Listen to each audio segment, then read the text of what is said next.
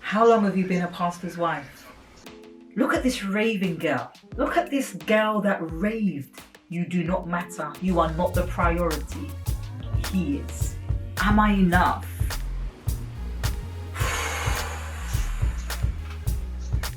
Pastor's wife. She's a pastor's wife. Yes, she is. She's a pastor's wife. So welcome to Motivational Mondays. Welcome to Motivational Mondays. I've got something different for you today. I have something different.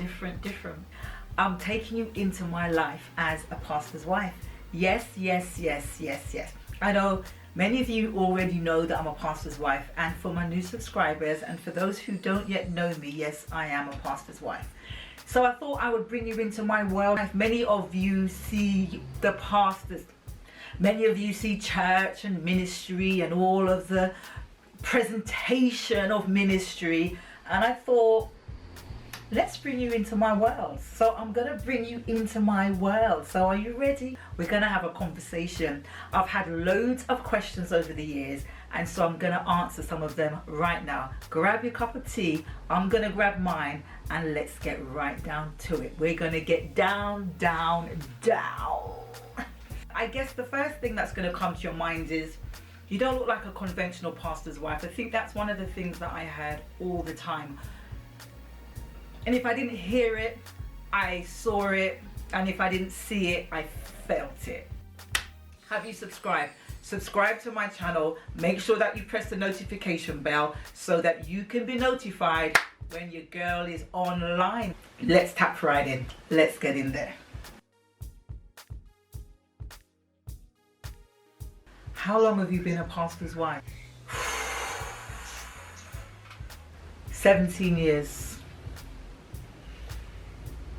17 years. 17 years. Whew.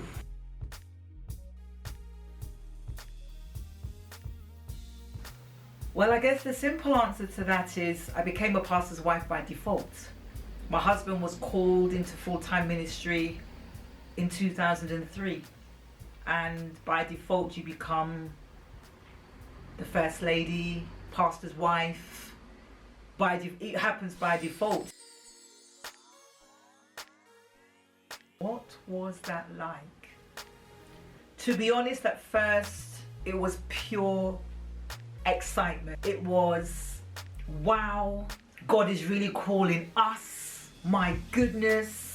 So to be fair, without a doubt, it has been the most tumultuous journey of my life. What preparation did I have? The truth be told, the preparation that we had was life. Unbeknown to my husband, every step of our journey to the point of being called into full-time ministry was the preparation. Many may argue that no, you needed to have gone to Bible school first, you needed to have done all of the studying and preparation first, but what do you do when God doesn't work with you like that? What do you do when God calls you out of the blue? What do you do? Do you say, hold on, Jesus, we hear you, we understand what you're saying, but we first have to take ourselves off to Bible school and we first have to do some research? And God just didn't and doesn't always work like that. He doesn't always work in the methodical way that people tell you that he does. I'm a firm believer that he honestly does things in his own unique way. So preparation, my life was a preparation. Our lives were preparation. Absolutely. Our journey, our life was preparation.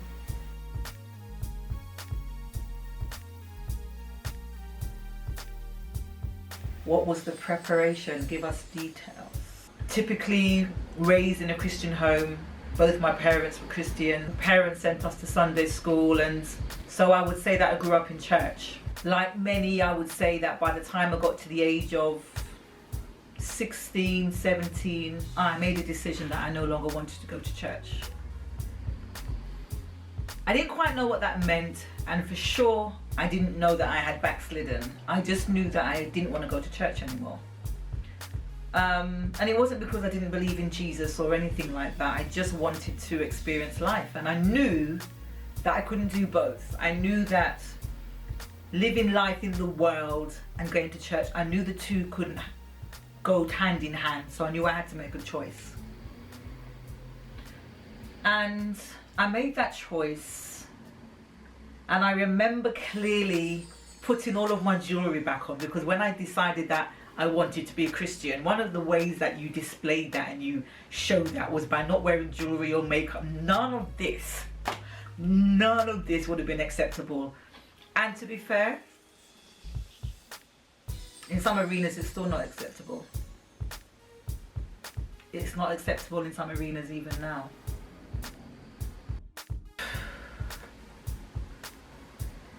I remember putting on the jewelry, and I remember, just as I'm doing this interview now with you,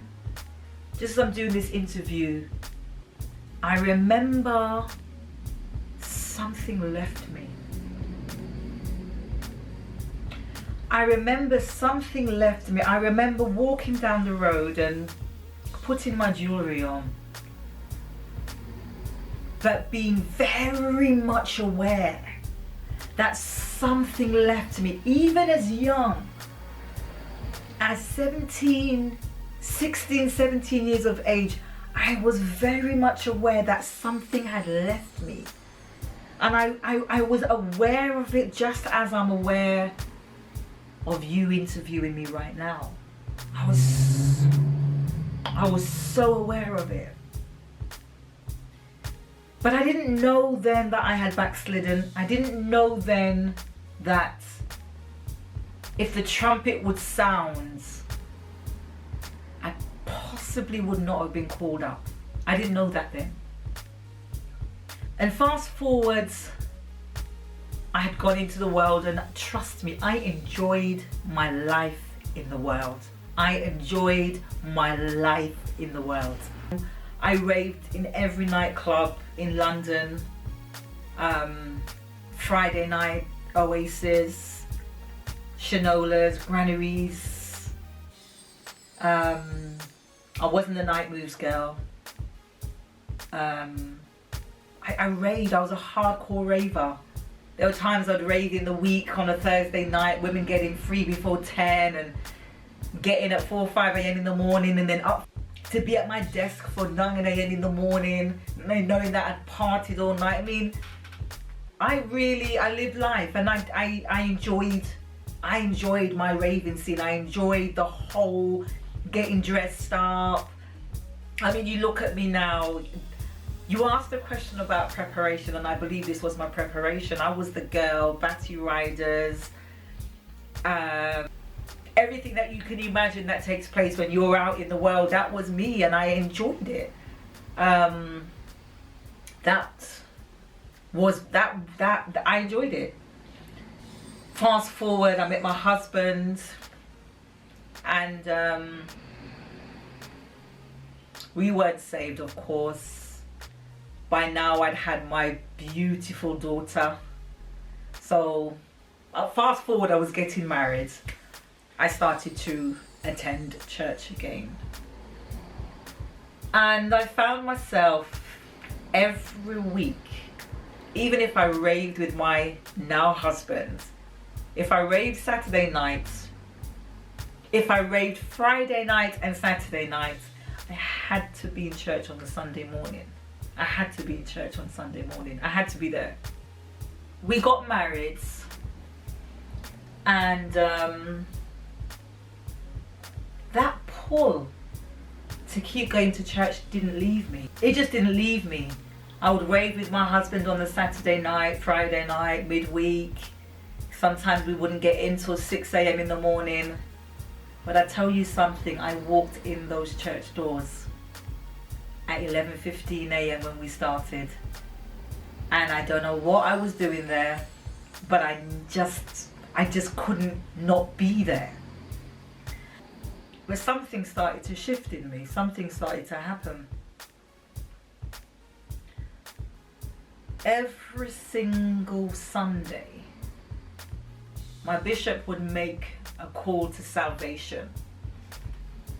You know, when you're in church and that call comes and it says, is there anybody here who would like to give their life to the Lord? And I tell you, something would bounce up and down inside of me. I couldn't understand. It would bounce, you know, it would just start raging, and I would think, there is no way. There is no way I can respond to this. I've just got married. My husband is far from saved. Doesn't even believe in Jesus Christ. There's no way. Everything about our lives that brought us together, that cements us as husband and wife, as girlfriend and boyfriend, as male, female, raving in our social life is a big part of that. And to suddenly tell him I'm not going to be doing that anymore, I thought that would be unfair. It would be wrong, and I didn't have the conviction or the understanding that God could do it, or that my salvation was important, and all of those spiritual things that everybody says, yeah, but you gotta think about yourself, because when you get to those pearly gates, listen, you asked me about my preparation. I didn't have all of that understanding. I just knew black and white. I've just got married. I'm now going to church every Sunday, and every time I hear that altar call, I'm convicted, but there's no way. After church every Sunday, my bishop's wife would corner me, Sister Shola, she would lean her head, when are you going to give your heart to the Lord? And I would look her in the eye and I would say, I can't do that to my husband. That was my answer. And she would say to me, trust God. I was black and white in this. Trust God to me was like, what are you talking about? I don't trust God. How do you do that? She was being kind, but I didn't understand what that meant. That meant nothing to me. Trust God. What is that? What type of wording? What type of trust? What does that mean? So I just look at her with a nice little smile. And yeah, there was many Sundays when I tried to avoid her. But you ask about my preparation, and lo and behold, about a year later, I give my heart to the Lord. I give my heart to the Lord. And when I remember going home and my daughter saying, Daddy, Daddy, Daddy, Mummy's giving her heart to the Lord. I had the longest kiss tea. It was a, I can't even extend it. And I walked in the house slowly and I just thought, wow. But the conviction was so strong. So in answer to your question, what was your preparation? I believe that was my preparation. The giving my heart to the Lord is at probably 10, 11. Then deciding at the age of say 16, 17, I no longer wanted to be saved. No, I didn't say I didn't want to be saved because I didn't understand that that's what I was saying. All I knew is that I didn't want to go to church anymore. That's what I knew I was making. I didn't know that I was saying I don't want to be saved. And then fast forward, we get called to ministry, and 17 years later, that was my preparation. I know what it's like to be in church and hear all the church jargon, all the trust God, pray. None of that made any sense to somebody who was raving and coming to church on a Sunday. Trust God, what was that? Those life lessons, I use them now. So I don't over spiritualize the way I speak to people, because there was a time when I didn't know what you meant when you said trust God. I didn't know when you said pray, God can do it. That made no sense. I just smiled because I thought, oh, bless you. You haven't understood what I'm saying. I didn't understand. So my preparation was having a child out of wedlock. My preparation was raving and enjoying it. My preparation was going to church, but yet not giving my heart to the Lord. My preparation was everything up until the point when I became a pastor's wife. That, I believe, was my preparation. That, I believe, I couldn't have learned in Bible school. That, I believe, I couldn't have learned sat under a Bible scholar. That, I believe, is what sets me apart as a pastor's wife in many, many ways. That was my preparation. Pastor Shola Dawkins, bringing you behind the scenes, the life of a pastor's wife. Make sure that you like, subscribe, comment.